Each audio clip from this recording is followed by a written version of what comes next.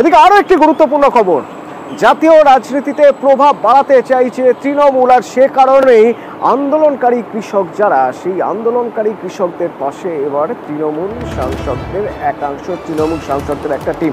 আবির প্রতিনিধি আমার সঙ্গে রয়েছেন, আবিরের সঙ্গে একবার কথা বলবো। আবির, কিভাবে তারা পাশে দাঁড়াচ্ছেন, কিভাবে কাজ করবে এই টিম? দেখো, কৃষক আন্দোলনের সময় এর আগেও তৃণমূল কংগ্রেসের তরফ থেকে তাদের সঙ্গে বারবার ধরে যোগাযোগ করা হয়েছে। তৃণমূল কংগ্রেস যে তাদের পাশে রয়েছে এই সংক্রান্ত বার্তাও বারবার ধরে দেওয়া হয়েছে। এবং তুমি জানো, একটা সময় কৃষক আন্দোলনের নেতা রাকেশ টিকায়েত তিনি এসব তিনি কথা বলেছেন তৃণমূল কংগ্রেস নেতৃত্বের সঙ্গে। আজকে তৃণমূল কংগ্রেসের যে 5 জন সাংসদ প্রতিনিধি তারা যাচ্ছেন, তারা মূলত হচ্ছে মমতা বন্দ্যোপাধ্যায়ের যে বার্তা এবং তৃণমূল কংগ্রেস যে কৃষকদের পাশে আছে এবং শিমুর নন্দীগ্রামের যে আন্দোলনের কথা স্মরণ করিয়ে দিয়ে তাদের পাশে থাকবেন। বিভিন্ন যে হরিয়ানা যে সীমান্ত এলাকা যেখানে কৃষকরা আন্দোলন করেছেন বা রয়েছেন, তাদের সাথে গিয়ে সেখানে কথা বলতে চান এবং তারাও বারবার ধরে অভিযোগ উঠেছিল যে কেন্দ্রের তরফ থেকে তাদের উপর যে ধরনের আচরণ করা হচ্ছে সেই আচরণ যথাযথ নয়। এর আগেও ইঙ্গিত প্রতিবাদও করেছে তৃণমূল। বর্তমান পরিস্থিতিতে দাঁড়িয়ে যেহেতু নতুন কেন্দ্রীয় সরকার গঠন করা হয়েছে এবং সরকার যে ধরনের দাবি রেখেছেন, সেই ধরনের দাবির ক্ষেত্রে যৌক্তিকতা যে রয়েছে সেই প্রসঙ্গ মনে রেখেই পাশে থাকতে এই বার্তা দেওয়ার জন্য প্রতিনিধি দলের সেখানে আজকে যাওয়া। ধন্যবাদ। ভোট মিটতে আবার ভোট, তবে সব জায়গায় নয়।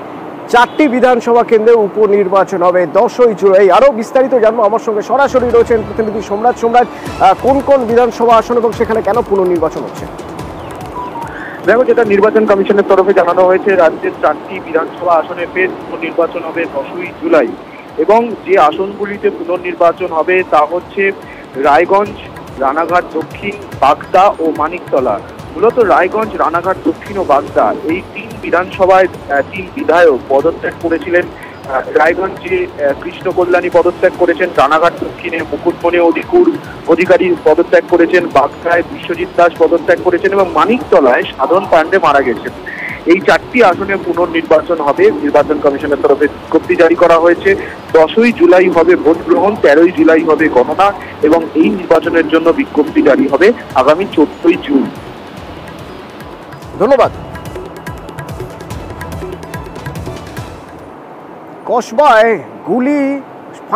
শূন্যে গুলি ছোড়া হলো, বোমাবাজি করা হলো, অভিযোগ উঠছে গোষ্ঠীদ্বন্দ্বের। ঠিক কি হয়েছিল অন দ্য স্পট থেকে আমার প্রতিনিধি থাকবেন, জানাবেন এবং যাদের যাদের বিরুদ্ধে অভিযোগ উঠছে তারাই কি বলছে জানাবো। বিরতির পর সঙ্গে থাকুন।